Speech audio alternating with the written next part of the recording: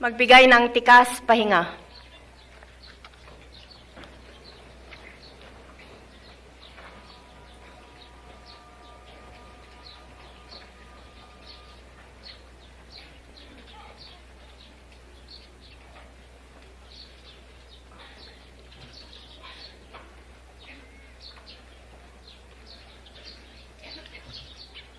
Brigadier General Andrew Francisco, Chief Justice Marcelo Fernan, Secretary Fidel Ramos, General Renato de Villa, Your Excellencies of the Diplomatic Corps, distinguished members of the Senate and the House of Representatives, the Makatao Class of '89 and the Corps of Cadets of the Armed Forces of the Philippines, fellow workers in government, honored guests, ladies and gentlemen. This will be the last PMA class to have witnessed from this hill the great historic events that unfolded in our country below. The Academy's commencement exercises have been moved closer to the anniversary of those events, not deliberately to connect the two events, yet the change has produced the deepest symbolism. Now, each generation of officers must step forward and take their duties in the shadow of the People Power Revolution of 1986. Now, each generation of officers must take their commissions under the burden of proving themselves worthy of that event and the obligation to uphold the ideals it represents. In that light, I ask all Filipinos to join in dedicating the next generation of officers to the ideals of the revolution: freedom, justice, and national reconciliation. 3 years after EDSA, the freedom is unquestionable, but the work of justice has barely started, and national reconciliation is still a dream. Yet the duty stands, incumbent on officers and men, on President and nation, to complete the work of justice and realize the dream of national reconciliation in the fullness of freedom that we enjoy. Those who made the revolution may never see reconciliation completed. For some, the wounds have been too deep to ever heal completely. Yet we cannot give up. We cannot concede that we and our posterity must forever array our forces on lines of opposing views, the left against the right, and both against the center. For this would be the ultimate betrayal. It would be the betrayal of those who fought and died, he and many others, in the dark night of the dictatorship, for just such a reconciliation. It would be a betrayal of the spirit of the people who turned a near bloodbath into a miracle of compassion. No, the work must go on to reconcile the factions that still threaten to rend our society and the opponents of democracy to our unshakable resolve to make it endure. But if we cannot mend the quarrels and divisions of the past, at least let us not hand them down to the next generation. To the enemies of freedom, the armed opponents of our government on the left and the right, I address these words. Let us sit down and try to settle our differences by talk. And if we cannot, by all means, let us do so by arms. But let us not infect the next generation in civil society and in the armed forces with narrow causes and partisan hatreds from the past. Let us save the future generations for the task that still needs to be done, to reach by the work of every Filipino hand the goal that once united us, a nation free and just and peaceful, united and strong. Let us keep the future pure for that end, especially the future that stands before us today in the proud uniform of idealism and sacrifice, the next generation of officers of the Armed Forces of the Philippines.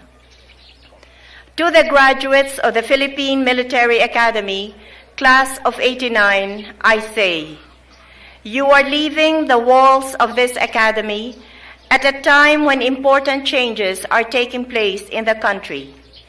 You will step forth from this day into a country of refired hopes, of real progress, and of better prospects of peace than our troubled land has had for a quarter of a century. As you come forward to receive your commissions, you will receive into your charge the gains that our country has made in the past 3 difficult years. These gains are very important. They were made in the face of the gravest threats and the most daunting challenges. Every step forward was bitterly contested and stoutly held.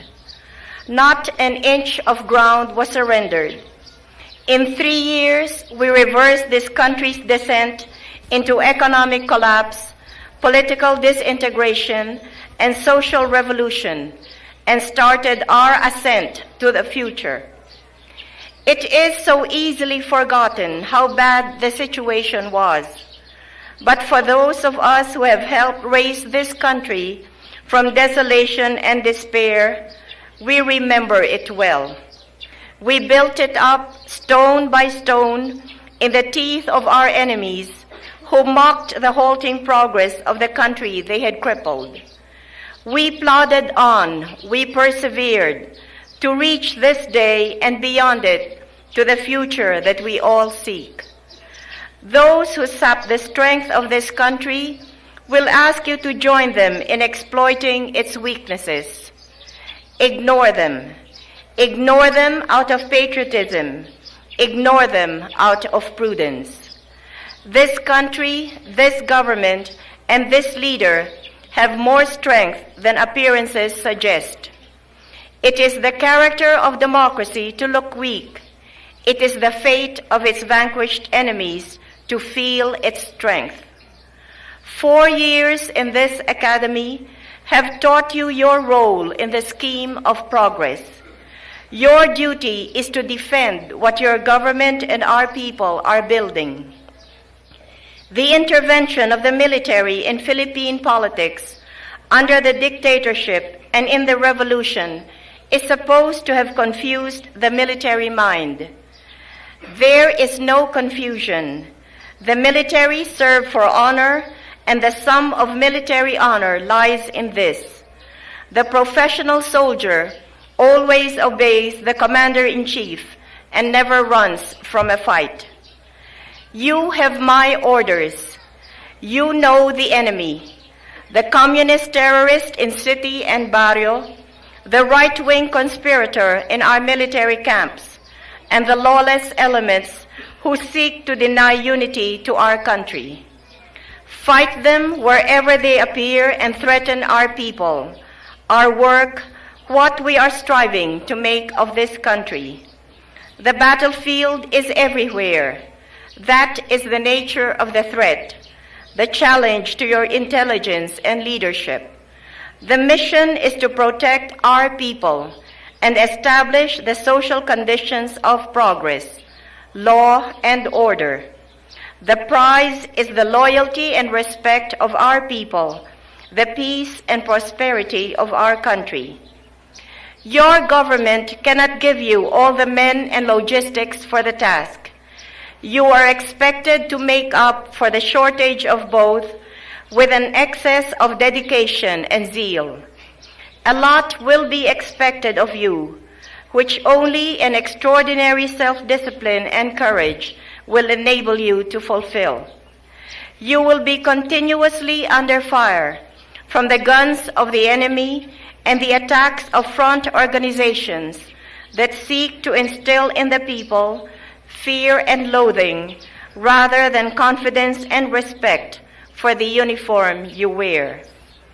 At times, it is you who will be painted as the enemy, but the discipline imbibed in this academy will enable you to survive these assaults and complete your mission.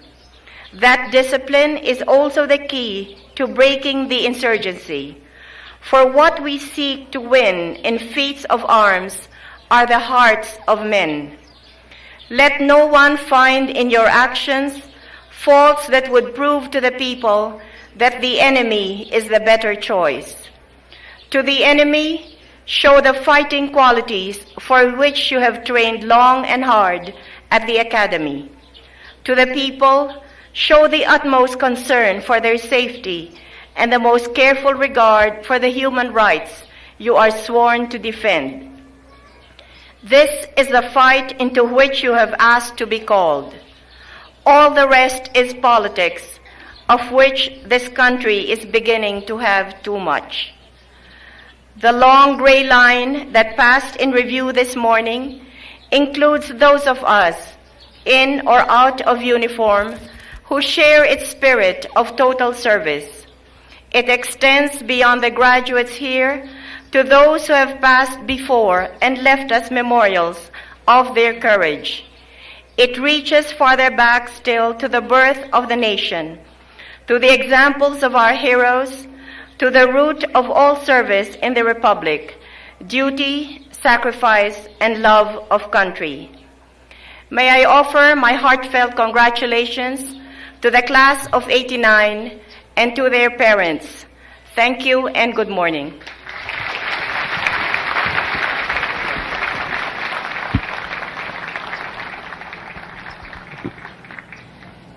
In observance of time-honored tradition of the Philippine Military Academy, and on the occasion of my official visit to the Academy, I, Corazon C. Aquino, President of the Republic of the Philippines and Commander-in-Chief, Armed Forces of the Philippines, hereby pardon all outstanding punishments of the Cadet Corps as of this date, granted this 19th day of February in the year of our Lord, 1989.